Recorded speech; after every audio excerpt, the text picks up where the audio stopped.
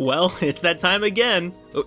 What do you mean I'm a day late? Either way though, in today's video we're going to be updating to iOS Dev Beta 5 from Dev Beta 4 and just taking a look at a few of the differences that are in the new update. Spoiler, not much. Either way, let's get updating.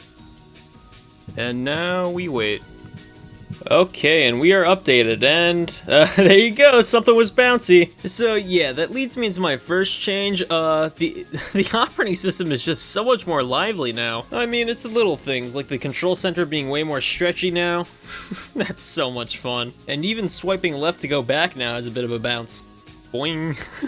Now another thing they changed is the airdrop icon, but it's only in the share sheet for some reason. Here's the old icon, and here's the new one.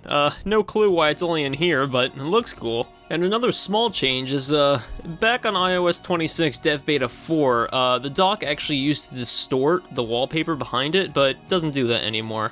Probably for legibility reasons. A really good change for performance that I noticed, it's kind of hard to show here, but on Pro Motion devices, 13 Pro and newer, a lot of the slowdowns that were happening on 26 don't happen anymore. It feels just as fluid as 18 again. And as for battery life on this thing, from what I'm seeing, it's gotten a tiny bit worse, which that's normal with betas, so don't worry. Anyways, if you're interested in trying out iOS 26, the developer beta is pretty cool, but we have the public beta now, okay?